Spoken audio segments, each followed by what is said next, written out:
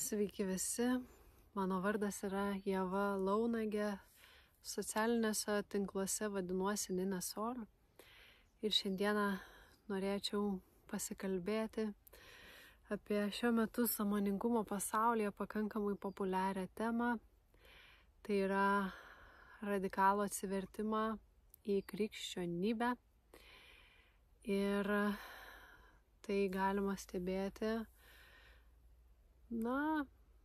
mūsų aplinkoje, nežinau, kiek jūs susidūrėte, bet mano ir pakankamai tokia artima buvusi draugė patyrė tokį radikalų atsivertimą ir dar daugiau žmonių iš mano aplinkos jau seniau. Dabar keliauja Jolitos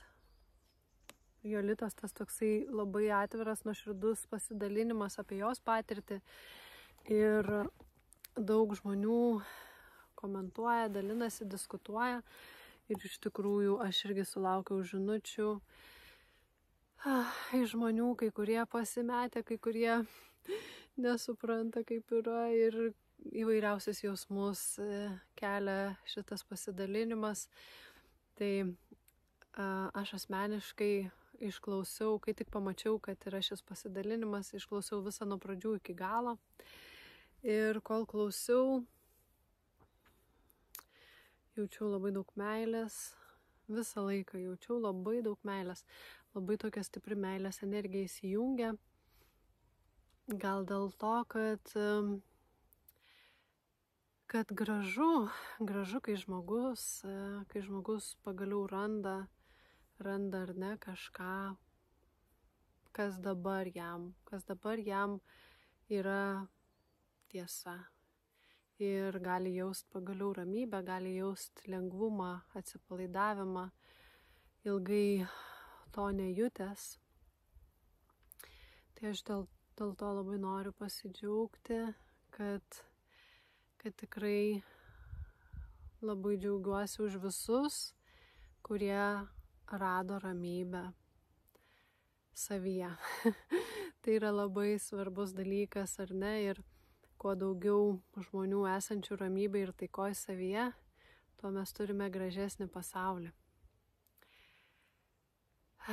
Kitas dalykas, ką aš norėčiau pakomentuoti ir ko norėčiau pasidalinti, kad iš tikrųjų šita kelionė, sąmoningumo kelionė nėra rožėm klota. Kad ir kaip gali atrodyti. Tai yra daug iššūkių kelianti kelionė. Ir tenka susidurti su daug įvairiausių dalykų, kurie yra tikrai išbandymai. Tikrai išbandymai tikėjimu savo šviesa, tikėjimu savo gėriu, meilę, tikėjimu tuo, kas mes esame iš tikrųjų. Ir kartais, kai tai būna baisu, tai būna sunku tiek fiziškai, tiek emociškai, tiek mentališkai, mes būname labai pažeidžiami, neberandame tos tiesos savy ir pamatome ją kitur, kažkur išoriai. Kažkur išoriai pamatome tą šviesą ir tada laikomės ten, nes ten mums ramiau. Tai gal pradėkime nuo to, kad mūsų pats pagrindinis dalykas, kuris kelia kančią, ar ne, yra tas atskirumas, yra ta atskirumo iliuzija. Ir daugelis ieško Dievo, nes tiki tuo atskirumu. Tas atskirumas labai skauda. Daugelis žmonių patiria labai didelę kančią dėl šio atskirumo iliuzijos. Ir dėl to tie ieškojimai dažnai nuvilia, nes ieškoma išoriai. Ir pamatoma, kad išoriai, netitinka. Vienoj bendruomeniai buvau nuvylę kažkokie, pamačiau, kad netaip gyvena pagal tas tiesas lyderiai. Kitai bendruomeniai nuvylė, dar kažkas netitiko, paskui galiausiai kažkokie prasidėjo keisti dalykai, išgyvenimai ir taip toliau. Ir mes išoriai tikrai niekada nerasime to, ko ieškome, nes to tiesiog nėra išoriai. Tačiau kartais žmonėm, kurie yra jau pasimetę ieškojime, jau tiesiog per sudėtinga tikrai religijoje, buvimas religiniam agregore yra tikras išsigelbėjimas. Ir aš suprantu visas tas dvasinės kančias labai gerai. Iš tikrųjų sudėtinga būna ir kuo mes turime daugiau dovanų, daugiau potencialo, tuo turime stipresnius išbandymus, stipresnius iššūkius, kur iš esmės testuojame save, kiek mes grįšime į tą tiesą, kiek tą tiesą mes esame integravę į save.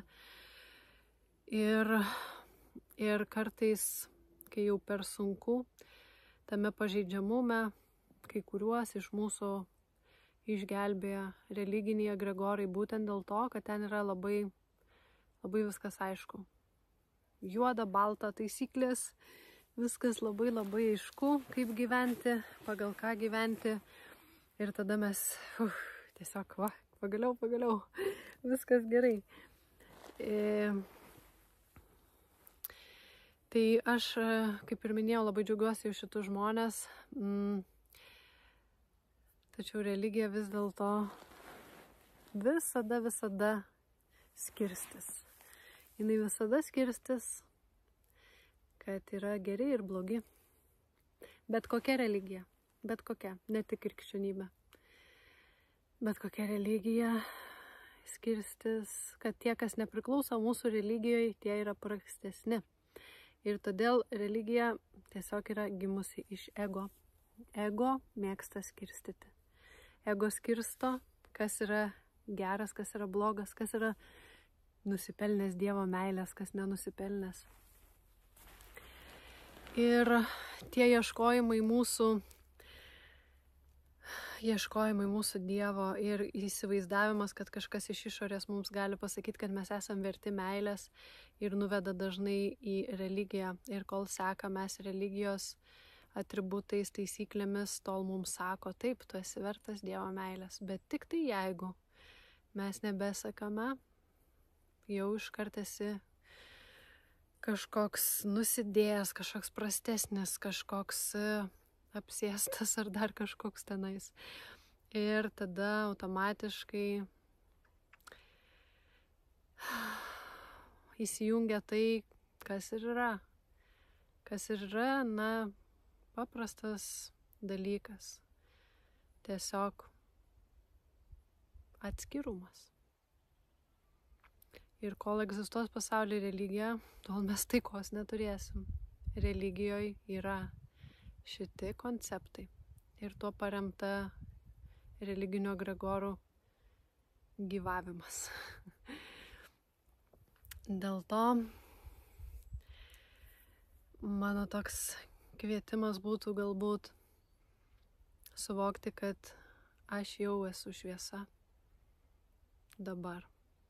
Aš jau esu šviesa. Aš jau esu meilė. Aš jau esu dabar vertas Dievo meilės dėl to, kad esu. Ir aš esu, kas aš esu ir to pakanka. Kai mes šitą tiesą randam savyje taip stipriai, kad mums nebereikia iš išorės patvirtinimų, tada mes esam laisvi. Mums nebereikia, kad kažkas pripažintų, kad mes esam geri, kad mes esam šventi. Tada mes esam laisvi. Bet kitas momentas, kitas aspektas yra visi tie mūsų vidiniai demonai, su kuriais mes turim susitikti ir juos išgydyti, kažkokius savo šešėlius, kažkokias savo dalis, kurios pasireiškia gali pasireikšti kaip stiprios labai energijos. Ir ko mane išmokė šamanizmas, būtent šamanizme yra tos minčių struktūros ar ne visokių emocijų struktūros, jos turi pavydalus, irgi taip vadinami demonai. Bet ten ir yra minčių struktūra įgavusi pavydalą. Jinai tampa kaip atskira, nepriklausoma struktūra, kuri veikia. Ir šamanizme netgi turi irgi pavydalus tos struktūros. Ir teko man susidurti su daug tų įvairių demonų ir turėti interakciją ir suvokti, ar ne, ko jie nori, kaip jie veikia. Ir suvokti kitą dalyką, kad mumise yra visada ir šviesa, ir tamsa. Ir jeigu mes tą tamsą neigiam, nuneigiam, jinai ateis pas mus. Jeigu nėra integracijos, jeigu nėra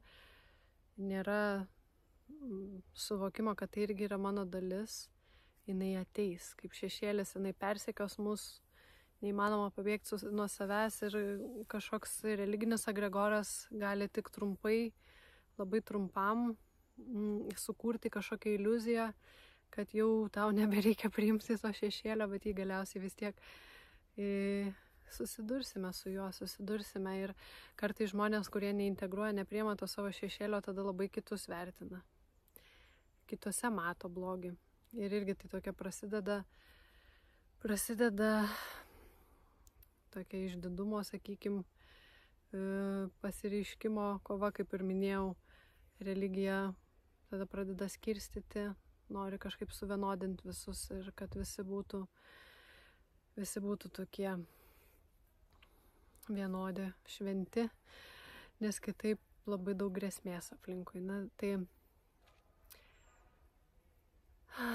kuo mažiau ego, tuo daugiau yra vientisumo, tuo daugiau yra meilės. Ir toje meilėje gimsta priėmimas, atjauta ir supratimas. Priėmimas, atjauta ir supratimas, kad viskas turi teisę egzistuoti. Ir ta šešėlis, ir tamsa, ir įvairios tikėjimo formos, ir įvairūs žmogaus, ar ne. Aš labai taip įdomiai buvo, kad kai šitą video pasidalinimą pažiūrėjau, tą pačią dieną pažiūrėjau kita mergina, su kuria susipažinau Brazilijoje, atsivertė į Krišnos sąmonę. Ir jinai rašo lygiai taip pat, aš radau pagaliau, ko aš ieškojau. Aš esu ten namai, visą tai, ko trūko, dabar čia radau. Ačiū Dievui, kaip gražu, švęskime tai. Švęskime tai, jeigu žmogui tinka, jeigu jam patinka, jeigu jam ten gera būti, tegul. Ir kai jeigu religijos suvoktų, kad viskas yra okei, svarbiausia, kiekvienam yra ta meilė, kiekvienam yra šviesa, kiekvienam yra Dievas. Kad ir kas ten, koks procesas, nėra atskirumo, nėra kažkokio blogio, kuris yra atskiras nuo mūsų, viskas yra mūsų dalis.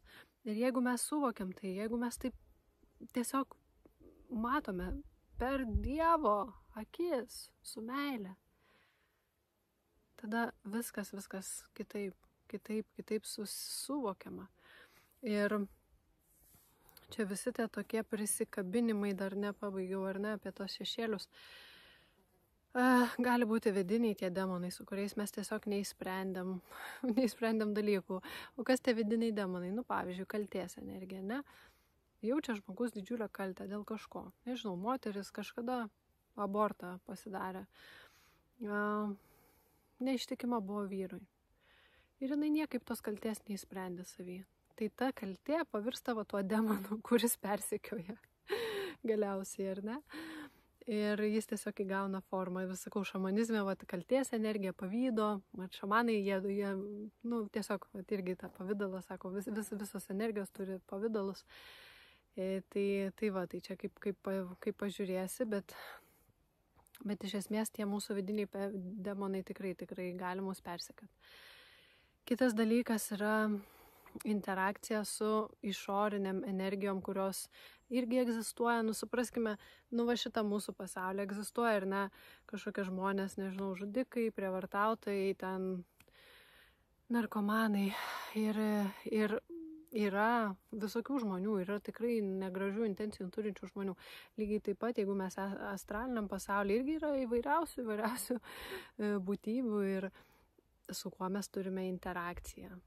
Ar ne? Ir kartais gali būti, kad tokios būtybės ateina, kažko ieško, kažko nori, bet jeigu mūsų viduje yra ašis, aš esu šviesa, aš esu meilė, ryšys su dieviška sąmonė, kad ir kaip mūsų taškys iš išorės, mes vis tiek grįžtam į šitą ašį, į šitą ryšį ir jame būname.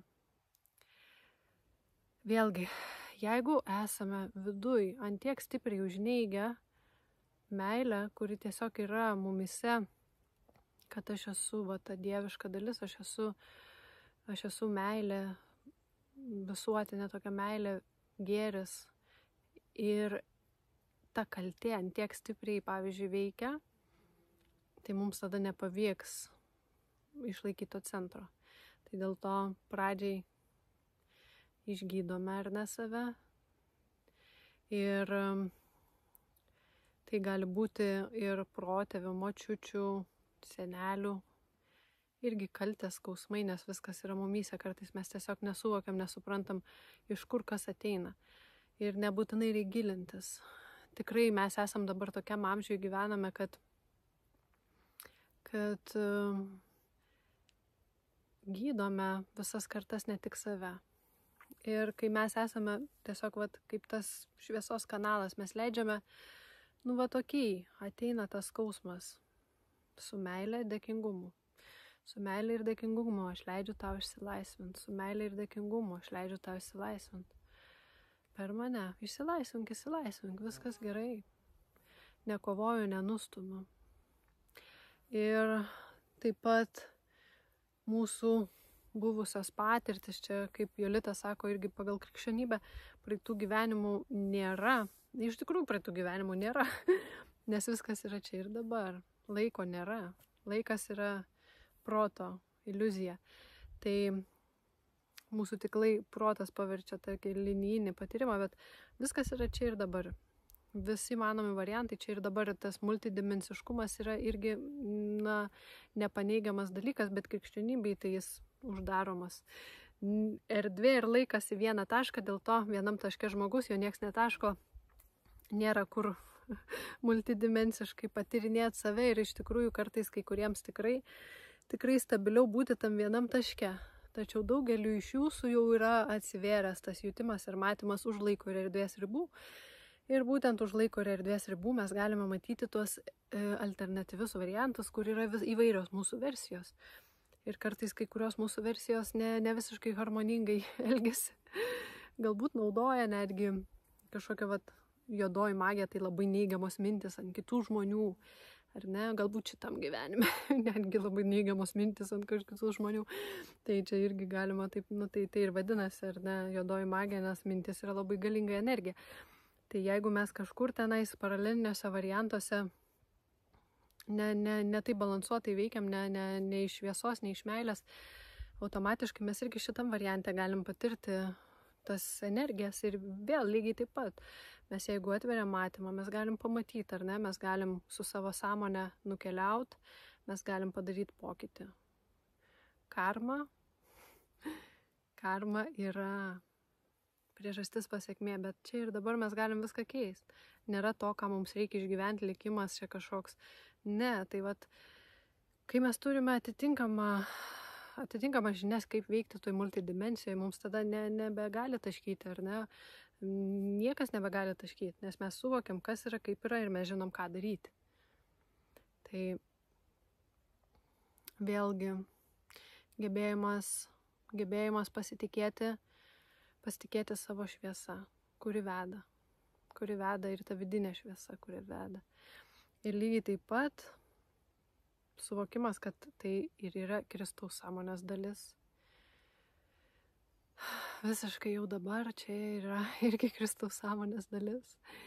Tai man šiek tiek neskanu. Asmeniškai tiesiog pasakysiu, man neskanu tas skirstimas yra. Aš myliu Kristų, aš myliu Mariją. Ir po tokių pasidalinimų atrodo tarsi aš nebegaliu eiti į bažnyčią, į kurią labai mėgstu eiti kartais, pasimelst. Meldžiuosi šiaip kiekvieną vakarą, Tėve mūsų malda. Ir lygiai taip pat labai gražu man ir Krišnos dainų paklausyti ir gaminu valgyti su Krišnos muzika. Ir kartais, kai išgirstu tokį skirstimą stiprų, neskanu, nes aš žinau, kad Dievas priima visus vienodai. Žmogus tik tai ego, žmogus tik tai skirsto. Ir mes turėtume tai iš savęs išgyvendinti, tą skirstimą. Mes turėtume suvokti, kad visi yra absoliučiai verti Dievo meilės. Absoliučiai. Kad ir kur yra, kad ir kokius daro, kokias praktikas, kad ir ko užsiema. Tiesiog vienas patiria vienaip, kitas patiria kitaip. Jeigu vienam netiko kažkas, man tinka. Jeigu kažkam kažkas kito tinka, nuostabu. Tegul vienija mus meilė, tegul vienija mus taika, tegul vienija mus ryšys, harmonija. Tai pasakysiu, kad labai smagu, kai žmonės randa tą ramybę. Dar smagiau, kai suvokia, kad viskas yra gerai. Viskame yra pamokos, viskame yra unikalus, autentiškas kelias ir nebūtinai kitas žmogus patirs kažkokias piktasias dvasias ar demonus, būdamas budizmo kely, jogoje, meditacijoje, kvėpavime, šamanizme. Tiesiog mano kelias yra mano kelias. Jeigu aš tai patyriau, man tai buvo, tai priimu tai su meile. Priimu tai su meile ir leidžiu kitiems keliauti laisvai. Ir jokių būdų nekaltinu savęs. Mano ta buvusi draugė atsiprašinėja manęs, kad jinai mane supažindino su šamanizmu, kurin dabar atsivertė radikaliai krikščionybę. Sakė, už mane meldžiasi kiekvieną naktį ir maždaug gailisi. O man tai tiek atnešė žinių, tiek pažinimo. Aš gyvenime neturėčiau tokios išminties, kokią turiu dabar, per tokį trumpą laiką, kiek gavau būtent per šitą kelią ir kiek suvokimų gavau. Ir jeigu ne šamanizmas, aš nežinočiau, kaip iš tokių taškimų išeiti, iš tokių nemalonių dalykų. Bet būtent per šamanizmą aš labai aiškiai pažinau tą šviesą, kuri yra nepastumiama, niekaip. Jinai yra, kad ir kas. Kad ir kaip, skaudžiai, kad ir visada. Tai tik per šamanizmą tai pavyko pažinti. Ir kartu ir su Kristaus sąmonė iš arčiau susipažinti. Tikrąją tokia ir su Krišna sąmonė. Man kažkaip ir patinka dėl to galbūt va šitas ar ne kelias, kuris neskirsto nieko. Viskas yra gamtoje. Šamanizmas tai toks gamtos kelias, kur auga čiobrelis, auga ramunėlė, nesiginčia jie, kuris šventesnis, kuris geresnis. Ir tas tobulas. Tai man tas gamtos kelias toksai labai gražus ir be abejo jame, sakau, pas mus visko yra, visada bus ir tiesiog matyti viskame yra šviesa, už visko veikia šviesa, kad ir kaip atrodo, kartais mes toje tamsoje nematome šviesos, bet jeigu pasigilintume už tamsiausios tamsos, visada yra šviesa. Aš čia irgi per šamanizmą beje išmokau, nes keliavau giliai tamsai, pačią stipriausią tamsą ir ką aš ten radau? Galų gale radau šviesą. Nes viskas iš tos šviesos. Tai nėra juoda, balta, mūsų realybėje be abejo yra dualumas, ar ne? Bet mes ir mokomės tame dualume nepasiklysti. Mes mokome suvokti, kad viską galime matyti per atjautos, priėmimo ir supratimo prizmę. Tai tegul būna mūsų vedliai, atjauta, priėmimas, supratimas. Ir leiskime savo būti tai, tuo, kas esame. Leiskime kitiems būti tai, kas jie yra.